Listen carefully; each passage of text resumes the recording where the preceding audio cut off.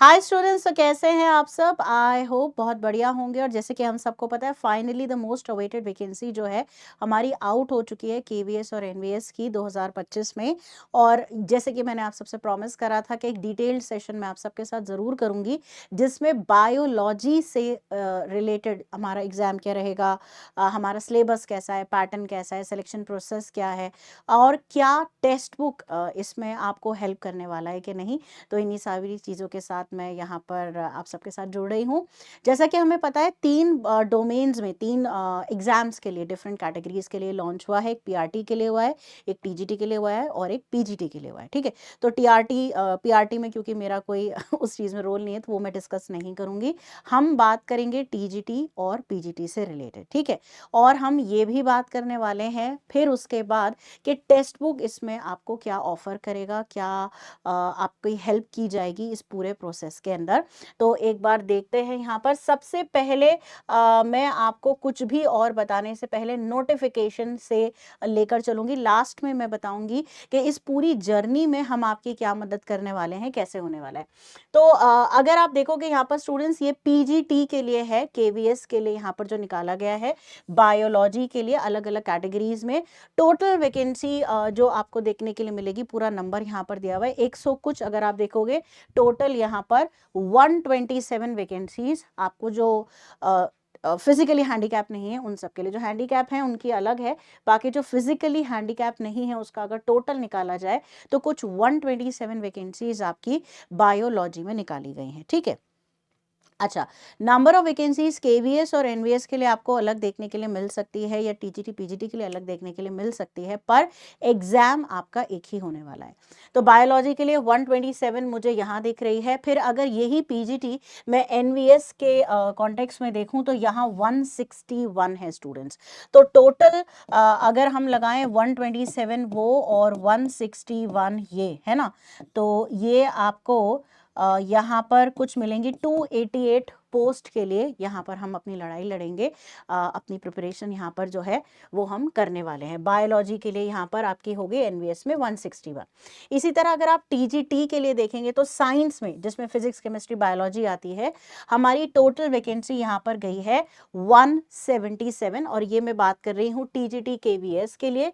इसी तरह अगर मैं टीजीटी एनवीएस के लिए यहाँ पर बात करूँ तो वो गई है 208, है ना। तो 208 ये और 177 यहाँ पर ये, तो ये हो जाती है 358 आपकी कुछ यहाँ पर बैठ रही है। और अगर पिछला आंकड़ा देखें तो 288 कुछ उस एंगल से हमारी बैठ रही है ना, केवीएस और एनवीएस मिलाकर। तो यहाँ पर काफ़ी सारी पोस्ट आपको देखने के लिए मिल रही है।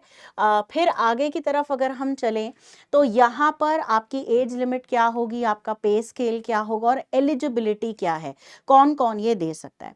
देखिए, अगर पीजीटी की बात की जाए, अगर मैं नोटिफिकेशन से आपको एक समराइज वे में बताऊं, तो अगर आप पीजीटी के लिए अप्लाई कर रहे हैं, आपका पोस्ट ग्रेजुएशन उस पर्टिकुलर सब्जेक्ट में होना चाहिए प्लस बीएड। हाँ, अगर हम टीजीटी की बात करें तो टीजीटी में उन्होंने सीटेट का पेपर मांगा है, आपका पेपर 2 वो क्वालिफाई होना चाहिए अलोंग विद योर ग्रेजुएशन की डिग्री, वो आपका होना चाहिए। और सीटेट भी आपका, ये उन्होंने कहा है कि क्योंकि 14 नवंबर से फॉर्म आपके शुरू हो जाएंगे और 4 दिसंबर तक हैं आपके, तो 14 नवंबर से पहले आपने वो क्लियर करा हुआ होना चाहिए। ऐसा नहीं है कि होने वाला एग्जाम देने वाला हूँ, नहीं, जो ऑलरेडी पहले क्लियर कर चुके हैं सिर्फ वही टीजीटी के लिए अप्लाई कर पाएंगे। पीजीटी में सिर्फ आपका बीएड मांगा है। अगर आप देखोगे यहाँ पर, तो हम बात कर रहे हैं यहाँ पर लेवल 8 आपकी सैलरी मिलने वाली है।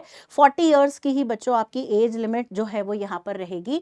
और यहाँ पर इंटीग्रेटेड अगर आपका पोस्ट ग्रेजुएशन है, अगेन जिसमें कि बीएड भी आपने करा है तो 50% मार्क्स, अगर सिर्फ एमएससी करा है विद 50% मार्क्स से तो बीएड भी आपका चलेगा।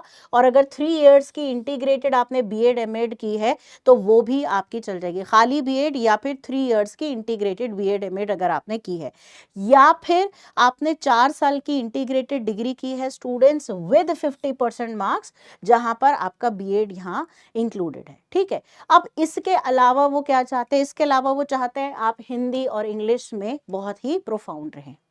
अब अगर आप पीजीटी बायोलॉजी के लिए अप्लाई कर रहे हैं, आपकी डिग्री होनी किस में चाहिए, बायोलॉजिकल साइंस बिल्कुल चलेगा, लाइफ साइंस बिल्कुल चलेगा, या फिर आपने कंसर्न सब्जेक्ट ग्रेजुएशन लेवल पे पढ़ा है, या फिर उन्होंने बोला है any specialization in the concern subject. So biological science, life science जिसमें बॉटनी, जूलॉजी, ये सारा आपका पूरा कवर हो जाता है। तो आपकी जो एमएससी है वो इसमें कंसर्न सब्जेक्ट में होनी चाहिए, ठीक है।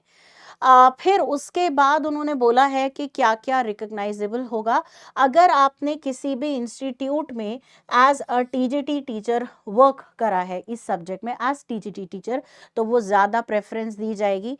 या आपने किसी केवीएस के स्कूल में वर्क करा है, या नवो विद्यालय के किसी रेजिडेंशियल स्कूल में वर्क करा है, और अगर आपको कंप्यूटर एप्लीकेशन नॉलेज है, तो डेफिनेटली आपका एक अपर हैंड वहां पर रहने वाला है, ठीक है।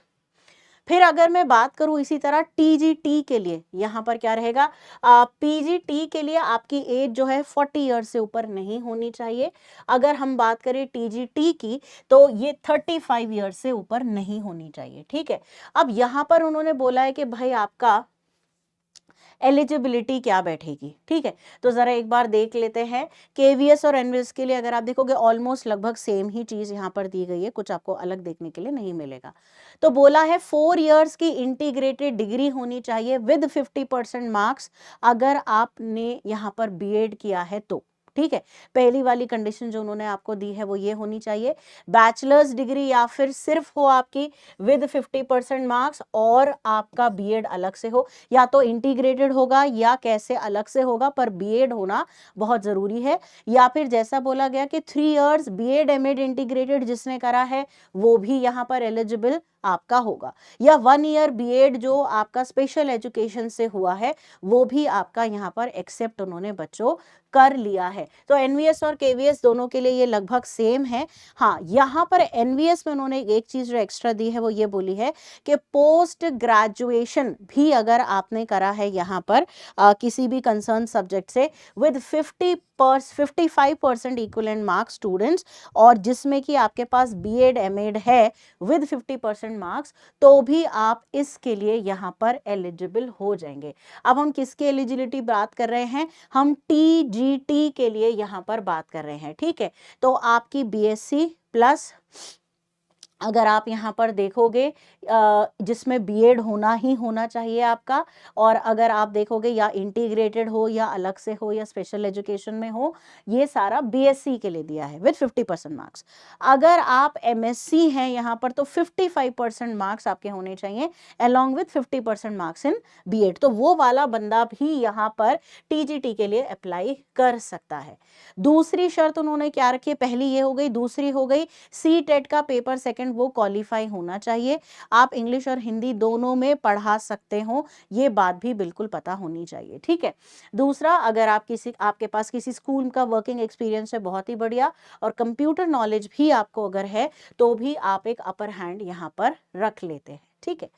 अब यहाँ पर बोला गया है कि टीजीटी साइंस के लिए आपका सब्जेक्ट कॉम्बिनेशन क्या होना चाहिए। पीजीटी तो एक ही सब्जेक्ट में होती है आपकी, ठीक है। यहाँ पर अगर आप देखेंगे तो उन्होंने बोला है आपने बायोलॉजी या लाइफ साइंस या बॉटनी या जूलॉजी में ऑनर्स में या एज मेन सब्जेक्ट जो है कम से कम 3 साल पढ़ी होगी, यानी कि 6 सेमेस्टर आपने यहाँ पर ग्रेजुएशन में निकाले होंगे, या फिर आपने इंटीग्रेटेड यहाँ पर कोर्स करा होगा जिसके अंदर एटलीस्ट 1 साल यानी कि 2 सेमेस्टर तो आपने पढ़ाई करी ही करी होगी। ये याद रखिएगा, अगर आपने नॉर्मल करी है तो 3 इयर्स, 6 के 6 सेमेस्टर, और अगर मैं बात कर रही हूं 4 इयर्स इंटीग्रेटेड डिग्री तो उस केस में कम से कम 2 सेमेस्टर, ठीक है। अब क्या क्या है, अगर बायोलॉजी है तो आपके पास केमिस्ट्री, बॉटनी या जूलॉजी हो सकती है। अगर आपने बॉटनी से करा है तो केमिस्ट्री एंड जूलॉजी होनी चाहिए, और अगर जूलॉजी से करा है तो आपके पास सब्सिडरी सब्जेक्ट्स यहाँ पर केमिस्ट्री और बॉटनी होना ही चाहिए। मेन सब्जेक्ट और साइड का सब्जेक्ट यहाँ पर आपके पास होना ही चाहिए, ठीक है।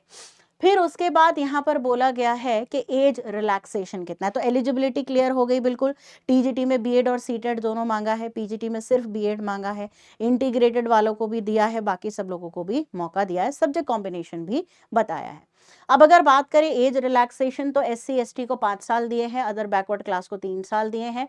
अगर आप वुमेन है जो पीजीटी टीजीटी लाइब्रेरियन या पीआरटी के लिए अप्लाई कर रही हैं, all category only if applying for, अगर सिर्फ पीजीटी, टीजीटी या लाइब्रेरियन या पीआरटी के लिए अप्लाई कर रही हैं तो आपको रिलैक्सेशन जो है वो 10 साल का मिला है। बाकी सबकी अलग अलग कैटेगरी है, जो रेगुलर एनवीएस एम्प्लॉय है उसको कितना मिला है, केवीएस एम्प्लॉय है उसको कितना मिला है, अगर किसी ने सेंट्रल गवर्नमेंट में जॉब की है तो उसको कितना रिलैक्सेशन मिला है, वो सारा यहाँ पर लिखा हुआ है। ठीक है, फिर एक्स सर्विसमैन को कितना मिला है वो भी यहाँ लिखा है। एक सबसे इंपॉर्टेंट बात कि अगर आप ओबीएस से हैं, अगर आप ओबीएस से फॉर्म फिल कर रहे हैं तो आप नॉन क्रीमी लेयर के अगर हैं तो आपको ये बात प्रूफ करनी होगी। आपके लिए प्रोफॉर्मा लगा दिया गया है उसमें फॉर्म में, वो प्रोफॉर्मा को आप डाउनलोड करोगे, भरोगे और ये जो भी मैजिस्ट्रेट है जिसके साइन होते हैं वो आप लोगे और ये क्लेम को वो करोगे कि हाँ ये इंसान ओबीएस से है बट क्रीमी लेयर से नहीं है। नॉन क्रीमी लेयर वाले ही इस हेडिंग के अंदर अप्लाई कर पाएंगे। अगर आप क्रीमी लेयर से हैं तो आपको जर्नल कैटेगरी में ही अप्लाई करना होगा, तो आप इसके अंदर एलिजिबल नहीं हो। ठीक है, ये इंपॉर्टेंट बात है, याद रखना।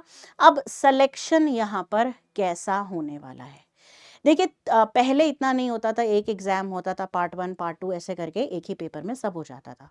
अब उसी पार्ट का एक पूरा नया टीयर 1 बना दिया है फिर आपका टीयर 2 होगा और फिर इंटरव्यू होगा। ठीक है, होने क्या वाला है, पहले आप टीयर 1 का एग्जाम दोगे।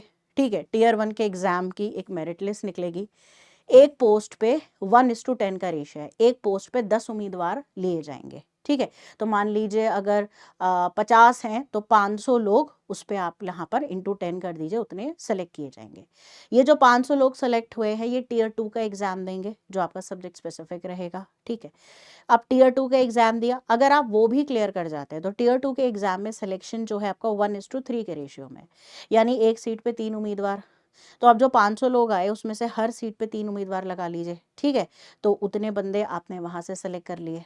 ठीक, चलो जी, अब टीयर 2 होने के बाद फिर इंटरव्यू होगा और जो मेरिट लिस्ट बनेगी वो कैसे बनेगी, आपकी टीयर 2 के एग्जाम की और आपके इंटरव्यू को मिलाकर मेरिट लिस्ट बनेगी। तो दोनों में ही हार्ड वर्क करने की बहुत सख्त जरूरत है। क्या ये बात क्लियर हो गई हर किसी को? तो सेम यही चीज बताई गई है, 2 टीयर में एग्जामिनेशन होगा जिसमें कि इंटरव्यू भी आपका रखा गया है। मेरिट लिस्ट में जो वेटेज है वो 85% और 15% की लिखी गई है, यानी कि 85 वेटेज 85% माननीय आपके टीयर 2 के एग्जाम देखा जाएगा और 15% आपका इंटरव्यू यहाँ पर काउंट बच्चों जो है वो करने वाला है। ठीक है, थोड़ा सा और आगे चलता है, आपका जो टीयर 1 का एग्जाम होगा उसमें क्या क्या दिखेगा, जर्नल रीजनिंग दिखने वाली है और जर्नल रीजनिंग में अगर आप देखेंगे बच्चों 20 क्वेश्चन है 60 मार्क के, तो यानी कि एक 3 मार्क का है, बहुत ऑब्वियस सी बात है। अगेन आपका न्यूमेरिकल एबिलिटी है, यहाँ पर सभी में आपको 20-20 क्वेश्चन मिल रहे हैं जो आपके 3-3 मार्क्स के यहाँ पर है। जर्नल नॉलेज हो गया, बेसिक कंप्यूटर होगा, न्यूमेरिकल एबिलिटी हो गया, ये सारा हो गया। अगर बात करें लैंग्वेज कॉम्पिटेंसी की इंग्लिश की तो 10 क्वेश्चन 3 मार्क के 30 मार्क्स। आपके language competency other than modern Indian language, यहाँ पर भी आपके 3 मार्क्स। तो अगर आप देखोगे ये पूरा पेपर जो टीयर 1 का है वो 300 मार्क्स का आपका यहाँ पर रहने वाला है जो आपको क्वालिफाई करना है। अच्छा, ये क्या दिया हुआ है जरा इसका एक बार देखेंगे तो उन्होंने बोला है पार्ट 1 to 5 के जो क्वेश्चंस होंगे टीयर 1 के सभी सब्जेक्ट के लिए। ठीक है, और आपके पार्ट 1 and 2 के जो क्वेश्चंस होंगे और टीयर 1 के मल्टीटास्किंग स्टाफ के लिए वो बाइलिंगुअल होंगे, will be bilingual in English and one of the 12 other भारतीय भाषा। ठीक है, तो ये बात समझ में आ गई होगी। पार्ट 1 to 4 यानी कि 1 to 4 इसके जितने भी क्वेश्चंस होंगे वो आपको बाइलिंगुअल यहाँ पर देखने के लिए मिलेंगे। सीधा सीधा जो बोला गया है will be bilingual in English and किसी एक भाषा में जिसमें आप चाहते होंगे, हिंदी हो सकता है, तेलुगु, बंगाली, गुजराती, आप जिस किसी से भी हैं वहां पर ये होगा। तो बाइलिंगुअल इन इंग्लिश का मतलब कि इंग्लिश होगी प्लस एक लैंग्वेज जो आपने ऑप्ट करी होगी वो हिंदी है या जो भी आपके रीजनल लैंग्वेज होने वाली है वो। ठीक है, उसके बाद यहाँ पर बोला गया है कि ड्यूरिंग एग्जामिनेशन जो कैंडिडेट्स को क्वेश्चन पेपर दिया जाएगा वो बाइलिंगुअल ही होगा, जो उसने वहाँ पर ऑप्ट किया होगा, ठीक है। उसके बाद आप पार्ट 6 के लिए भी आपने जो भी लैंग्वेज ऑप्ट की है उसमें आपको आपका पेपर जो है वो दे दिया जाएगा। उसके बाद उसने बोला है पार्ट 5 और पार्ट 3 वो सिर्फ इंग्लिश में होने वाला है। तो एक बार देख लेते हैं पार्ट 5 ये वाला जो बोला गया है, और दूसरा बोला गया है यहाँ पर बच्चों पार्ट 3। तो पार्ट 3 देख लेते हैं। ये वाला आपको इंग्लिश में ही क्वेश्चंस मिलेंगे, ठीक है, और इस वाले में भी आपको इंग्लिश में ही क्वेश्चंस मिलेंगे। बाकी सब में आपको अगर आप देखोगे तो बाइलिंगुअल मिलने वाला है, पर इसके क्वेश्चन सिर्फ और सिर्फ इंग्लिश में ही आपको मिलने वाले हैं, ठीक है। तो यही जानकारी यहाँ पर दी गई है। उसके बाद बोला गया है जो आपका पार्ट 6 और पार्ट 4 है यहाँ पर, उसके अंदर जो भी आपने लैंग्वेज सेलेक्ट करी होगी उसी लैंग्वेज में आपको क्वेश्चन पेपर मिलेगा, जो पार्ट 6 और पार्ट 4 है। तो एक बार देख लेते हैं पार्ट 6 जो भी लैंग्वेज आपने सेलेक्ट की होगी, सेलेक्टेड लैंग्वेज जो है आपकी जिसके लिए आप पेपर दे रहे हो रीजनल लैंग्वेज वो है, ठीक है, वो। और दूसरा वाला हमने कौन सा बोला यहां पर बच्चों, पार्ट 4, राइट। तो पार्ट 4 हो गया जर्नल नॉलेज, जो भी आपने रीजनल लैंग्वेज यहां पर सेलेक्ट की होगी सेलेक्टेड, वो उसके अंदर यहां पर आपको पेपर देना होगा। सेम यही बात, ये कुछ इंपॉर्टेंट बातें होती है जो हमें बाद में याद आती हैं, पर बाद में इस चीज का कुछ रहता नहीं है, राइट। तो हमें ये चीज बहुत ध्यान रखनी होगी यहाँ पर। चलिए फिर उसके बाद यहाँ पर जो बोला गया है कि अगर आप अप्लाई कर रहे हैं पीजीटी के लिए तो आपकी जो नॉलेज है वो पोस्ट ग्रेजुएशन लेवल पे चेक की जाएगी, और अगर आप अप्लाई कर रहे हैं टीजीटी के लिए ऑब्वियसली तो ग्रेजुएशन लेवल पर आपको चेक किया जाएगा, ठीक है। अब उन्होंने यहाँ पर ये बोला कि कुछ कुछ सब्जेक्ट्स के लिए कंबाइंड एग्जाम भी हो सकता है, पर वो निर्णय डिपेंड करेगा। जैसे कोई PGT Hindi, TGT Hindi, Hindi translator, इन सब के एग्जाम एक ही दिन करा दिए जाए, may be conducted for some of the post combined tier 1 exam, PGT Hindi, TGT Hindi और हिंदी ट्रांसलेटर इन सब के लिए करा दिया जाए। पर जब मेरिट लिस्ट निकलेगी तो उसका नाम तीनों मेरिट लिस्ट में यहाँ पर दे दिया जाएगा, वो ही चीज यहाँ पर बोली है। तो उसने बोला example PGT Hindi, TGT Hindi और हिंदी ट्रांसलेटर का एग्जाम एक ही दिन कराया जाए आपका, ठीक है, कंबाइंड एग्जाम करा दिया जाए। तो जिस बच्चे ने भी इसके लिए अप्लाई करा होगा वो आपकी merit list of tier 1 PGT, TGT और हिंदी तीनों में ही अपने परफॉर्मेंस बेसिस पर अपने नाम को वो वहां देख सकता है, ठीक है। ये वही वाली बात है कि टीयर 1 के लिए 110 के रेशियो में लोग चुने जाएंगे, ठीक है, और उसके बाद टीयर 2 के लिए अगर आप देखोगे तो नेक्स्ट आपका यहाँ पर जो है वो उसमें कैरी किया जाएगा। अच्छा, दूसरी बात नेगेटिव मार्किंग है, बिल्कुल है। टीयर 1 में अगर आप देखोगे तो नेगेटिव मार्किंग है, और 1/3 मार्क्स हर गलत आंसर के लिए बच्चों आपका यहाँ पर जो है वो डिडक्ट कर दिया जाएगा, ठीक है। टीयर 2 के लिए अगर आप देखेंगे अगेन तो यहाँ पर बायलिंगुअल पेपर होने वाला है, ठीक है। हाँ, जो लैंग्वेज के पेपर हैं वो उसी में होंगे, बाकी सब आपका यहाँ पर वो रहेगा। फिर उसके बाद अगर हम यहाँ पर देखेंगे तो टीयर 2 के लिए जो subject knowledge for all the post will be subject knowledge examination of pen and paper and OMR based, ठीक है। तो ये वाला यहाँ पर बोला गया है, इसको एक बार देख लेते हैं कि टीयर 1 में तो नेगेटिव मार्किंग के बारे में ही मेरे ख्याल से बोला गया है कि 1/3 की नेगेटिव मार्किंग होगी, इससे ज्यादा कुछ नहीं बोला गया है। They'll be separate tier 2 for each post, तो हर पोस्ट के लिए सेपरेट टीयर 2 एग्जाम कराया जाएगा, हिंदी का अलग, इंग्लिश का अलग, मैथ्स का अलग, बाईलिंगुअल होगा। जबकि आप पीजीटी मॉडर्न लैंग्वेज और टीजीटी लैंग्वेज जो है वो आपकी will be in language concern, right. तो बाकी सारे बाइलिंगुअल होंगे, पर वही जो हमने बात शुरू में पढ़ी थी। उसके बाद उन्होंने बोला कि tier 2 for all post will be subject knowledge examination, यानी पेन पेपर ओएमआर बेस्ड यहाँ पर होगा। 2.5 घंटे का ये पेपर आपका टीयर 2 का होने वाला है। डिटेल सिलेबस दे दिया गया है, मैं आप लोगों के साथ शेयर कर दूंगी। इसमें ऑब्जेक्टिव भी है, डिस्क्रिप्टिव भी है। ऑब्जेक्टिव आपका यहाँ पर 60 क्वेश्चंस हैं, यहाँ पर आपके 10 क्वेश्चंस है। डिस्क्रिप्टिव, ठीक है। जो यहाँ 60 है वो 1 मार्क के हैं क्योंकि आपका मार्क्स 1 है, और जो डिस्क्रिप्टिव है वो आपका 4 मार्क्स का है। तो टोटल आप देखोगे 100 मार्क्स का 2.5 घंटे का टियर 2 का पेपर है। टियर 1 कितना था? टियर 1 आपका 300 मार्क्स का था, ये आपका कुछ 100 मार्क्स का 2.5 घंटे का पेपर है। क्या यहाँ पर भी नेगेटिव मार्किंग है? बिल्कुल। 0.2 पहले नहीं होती थी बट अब रख दी गई है, 0.25 की यहाँ पर नेगेटिव मार्किंग बिल्कुल रखी गई है, ठीक है। और जो भी सिलेक्ट होगा इंटरव्यू के लिए, अगेन टियर 2 में अगर आप देखोगे वही बात, एक उम्मीदवार पे, एक सीट पे 3 उम्मीदवार टियर 2 के लिए आपके सेलेक्ट किए जाएंगे, ठीक है। उसके बाद यहाँ पर जो बोला गया है कि after the preparation of merit list, जो भी कैंडिडेट है जो कि केवीएस में भी है और एनवीएस में भी है सेम पोस्ट के लिए, उनको अपनी प्रेफरेंस यहाँ पर सबमिट करनी होगी ऑनलाइन पोर्टल में।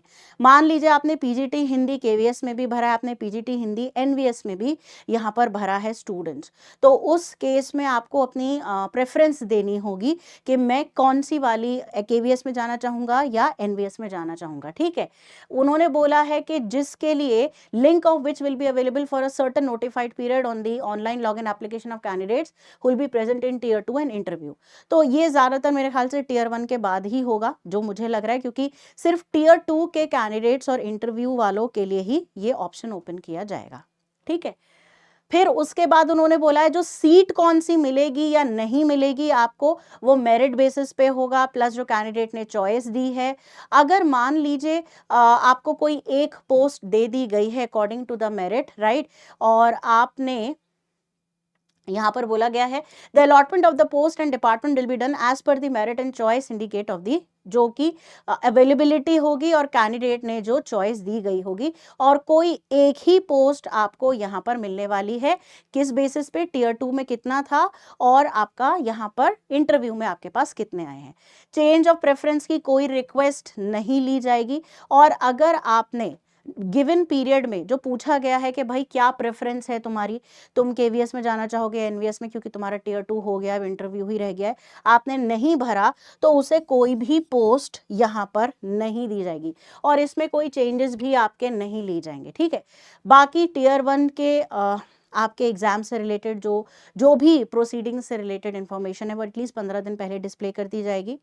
सब कुछ आपके ईमेल और फोन नंबर के हिसाब से ही दिया जाएगा, तो आप उसको डेफिनेटली वहां पर चेक कर सकते हैं, ठीक है। सब कुछ एडमिट कार्ड, सारी चीजें, कुछ भी आपको पोस्ट से कुछ नहीं भेजा जाएगा, ई एडमिट कार्ड आपको वहां पर मिल जाएगा। रेगुलरली आपको विजिट करना होगा। तो ये वेबसाइट के मैंने यहाँ पर लगा दिए हैं, पीडीएफ में ग्रुप पे शेयर कर दूंगी, आप इसके थ्रू यहाँ पर बिल्कुल चेक कर सकते हैं स्टूडेंट्स आपका फॉर्म, आपका रजिस्ट्रेशन यहाँ पर।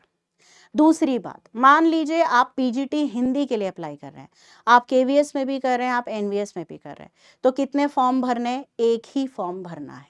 अगर आपने तो केवीएस और एनवीएस का एक ही फॉर्म, हिंदी के लिए पीजीटी, टीजीटी कर रहे होंगे तो वो अलग भरोगे फॉर्म, ठीक है। मान लीजिए कोई पीजीटी भी भर रहा है, टीजीटी भी भर रहा है, तो उस केस में 2 फॉर्म भरेगा। सिर्फ टीजीटी भर रहा है हिंदी के, केवीएस एनवीएस दोनों के लिए, तो एक फॉर्म।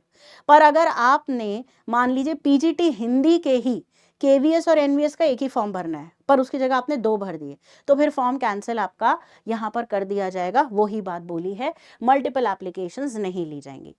फीस अगर आप देखेंगे थोड़ी ज्यादा है, पीजीटी की फीस और प्रोसेसिंग फीस, अभी एक नया एजेंडा शुरू कर दिया गया है।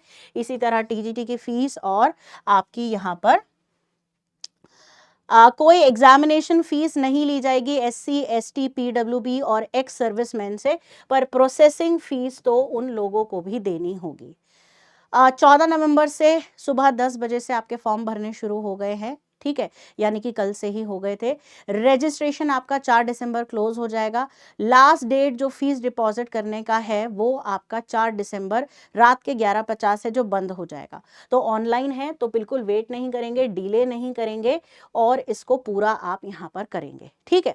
अच्छा, अब आप मुझसे मेरे टेलीग्राम ग्रुप पे जुड़ सकते हैं, केवीएस एनवीएस बायो ग्रुप, इसको स्कैन करके, या आप मुझसे मेरे नंबर पे कनेक्ट कर सकते हैं 8193886301, क्योंकि अब हम लोग क्या कराने वाले हैं, अब उस बात पर आ जाते हैं कि टेक्स्ट बुक आपको कैसे इस चीज में मदद करने वाला है, जो कि सबसे इंपॉर्टेंट पार्ट है।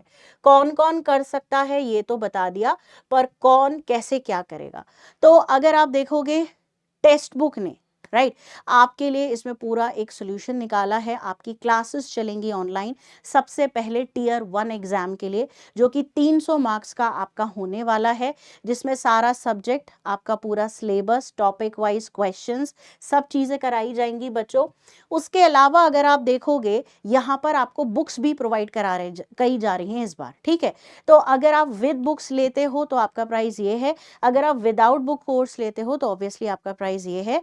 और अगर आप रेस्पेक्टिव टीचर का कोड लगाते हैं, जैसे मेरा है नीलोफर, NELOFAR, राइट, तो ये प्राइस और भी आपको यहाँ पर कम देखने के लिए मिल सकता है।